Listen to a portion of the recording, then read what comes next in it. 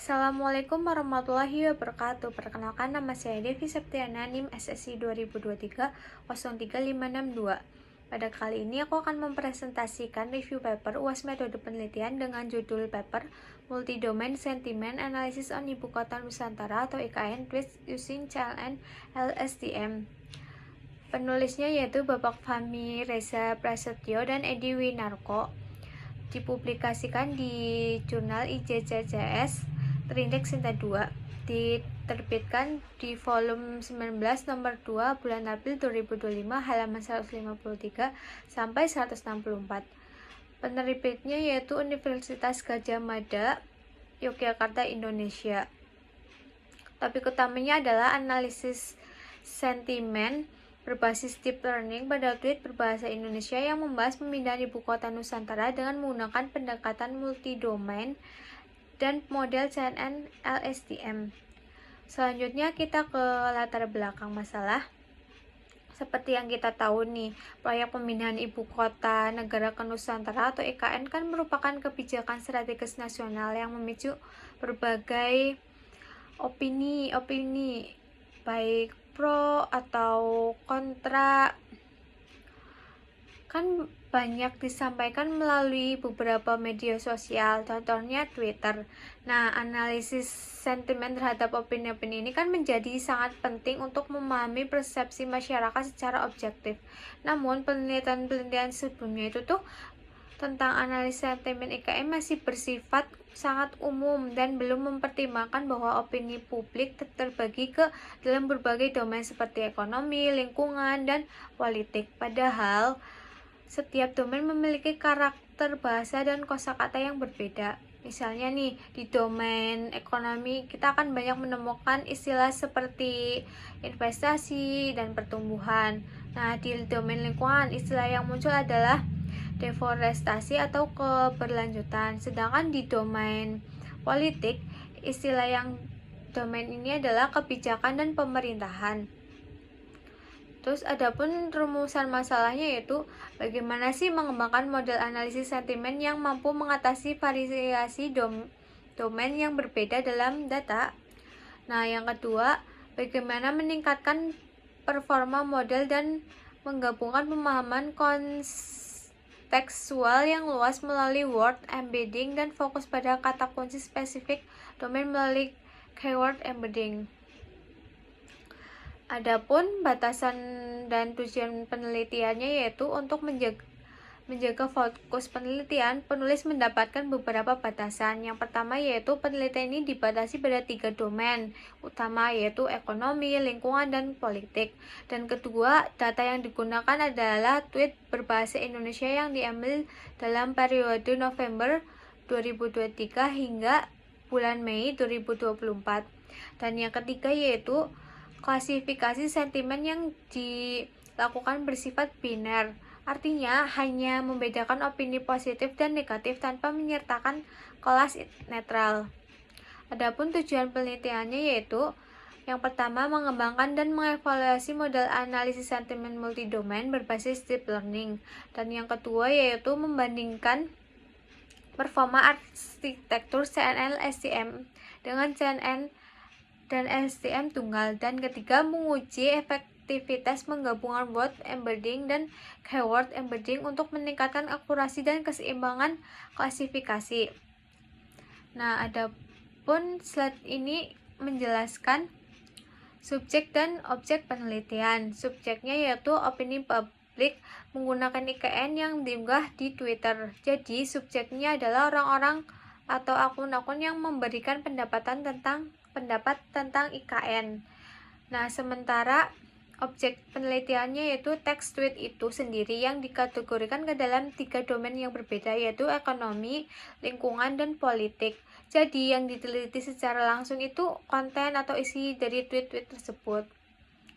Nah, adapun metode penelitiannya yaitu penelitian ini menggunakan pendekatan eksperimental dengan alur kerja yang sistematis. Pertama, data dikumpulkan melalui teknik crawling menggunakan kata kunci spesifik terkait IKN melalui dari bulan November 2023 hingga bulan Mei 2024. Nah, yang kedua, pelabelan data dilakukan oleh 3 administrator independen untuk memastikan konsistensi penulis menggunakan validasi reliabilitas dengan Cohen, Coppa, dan Hare, Kappa. Ketiga, data melalui tahap proofreading, yaitu pembersihan teks dari elemen-elemen yang tidak diperlukan, tokenisasi dan normalisasi bahasa informal yang umum ditemukan di Twitter. Nah, yang keempat, ada model utama yang diuji adalah CNL STM multidomain dengan CNN dan STM tunggal sebagai pembanding. Nah, yang kelima yaitu representatif fitur menggunakan word face untuk word embedding dan YAK untuk keyword embedding yang kemudian digabungkan secara konkatensi. Nah, yang terakhir adalah evaluasi dilakukan menggunakan metrik akurasi, precision, result, dan F1 score per domain. Hasil utama penelitian ini menyajikan beberapa temuan penting yang perlu kita perhatikan. Yang pertama, model CNL STM multidomain terbukti unggul dalam akurasi dan F1 score dibandingkan model CNN dan LCM tunggal. Ini menunjukkan bahwa pendekatan multidomain memang efektif. Yang kedua yaitu penggunaan keyword embedding berhasil meningkatkan performa model, terutama pada model LCM yang sebelumnya memiliki performa paling rendah. Jadi, penambahan informa kata kunci sangat membantu, terutama untuk model yang lebih sederhana.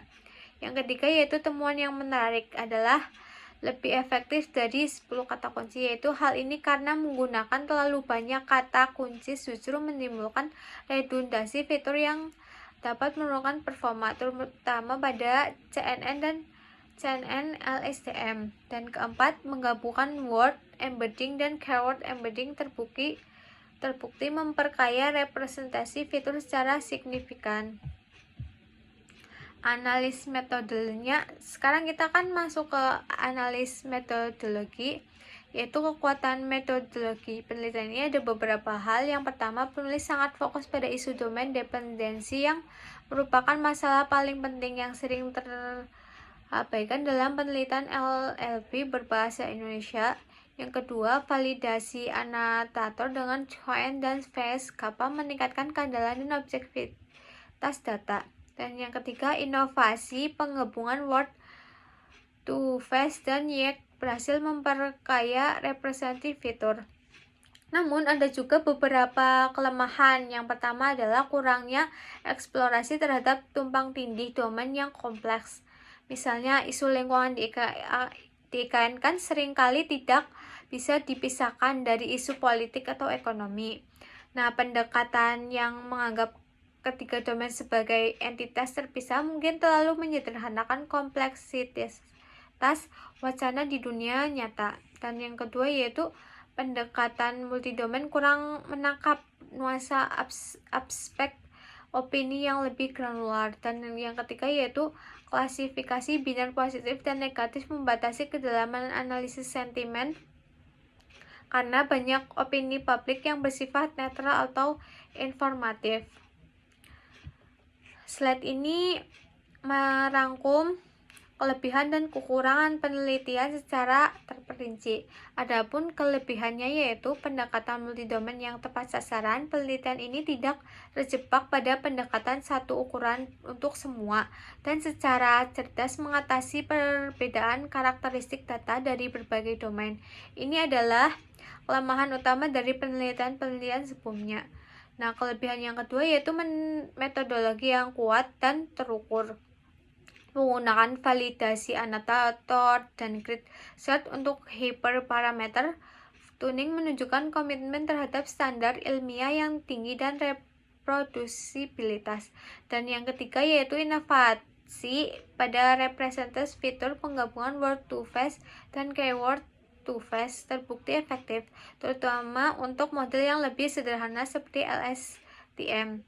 Adapun kekurangannya yaitu analisis kesalahan yang dangkal. Penelitian ini tidak melakukan analisis kualitatif terhadap kesalahan klasifikasi. Tidak ada contoh spesifik yang di Twitter itu yang salah diklasifikasikan.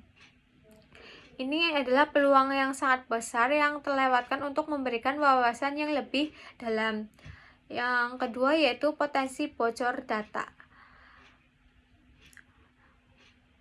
Pada ekstrak kata kunci, proses ekstraktasi keyword embedding yang dilakukan pada data training meskipun umum tetapi memiliki resiko overfitting. Adapun kekurangan yang ketiga yaitu generalisasi yang terbatas. Dataset yang digunakan hanya terbatas pada topik KKN dan periode waktu tertentu sehingga membatasi generalisasi temuan ke topik atau bahasa lain. Rekomendasi. Berdasarkan kekurangan yang ditemukan, ada beberapa rekomendasi untuk pengembangan selanjutnya. Penelitian yang selanjutnya yaitu melakukan analisis kesalahan secara kualitatif dengan memeriksa secara manual tweet yang salah klasifikasi. Peneliti dapat mengidentifikasi pola kesalahan yang spesifik seperti sarkasme atau kata-kata yang ambigu. Nah, yang kedua yaitu mengeksplorasi arsitektur yang lebih modern seperti transformer, misalnya Indobird atau multilingual bird yang memiliki kapasitas lebih besar dalam menangkap konteks. Yang kedua yaitu mengembangkan dataset yang lebih besar dan seimbang dengan cakupan domain dan periode waktu yang lebih beragam. Yang keempat yaitu menambahkan label aspek dan emosi yang lebih halus di luar kadar positif dan negatif untuk meningkatkan granularitas analisis sentimennya. Nah, adapun yang terakhir yaitu kesimpulan. Artikel Multi-Domain Sentiment Analysis on Ibu Kota Nusantara atau IKN Tweet Ising Chain LSM ini merupakan sebuah karya ilmiah yang solid dan berkontribusi signifikan. Penulis berhasil mengidentifikasikan celah penelitian yang penting dan menjawab dengan metodologi yang terencana dengan baik. Keunggulan utama di karya ini adalah pada pendekatan multidomain yang terintegrasi dan inovatif pada penggabungan embedding. Meskipun terdapat beberapa kekurangan, terutama pada kedalaman analisis dan potensi bias pada ekstraksi fitur, penelitian ini tetap menjadi landasan yang baik untuk pengembangan lebih lanjut di bidang analisis sentimen untuk data sosial yang kompleks. Artikel ini layak untuk diapresiasi dan direkomendasikan sebagai referensi bagi peneliti lain yang tertarik pada topik yang serupa. Demikian presentasi yang dapat saya sampaikan. Apabila ada tutur kata yang kurang berkenan, saya mohon maaf. Wassalamualaikum warahmatullahi wabarakatuh.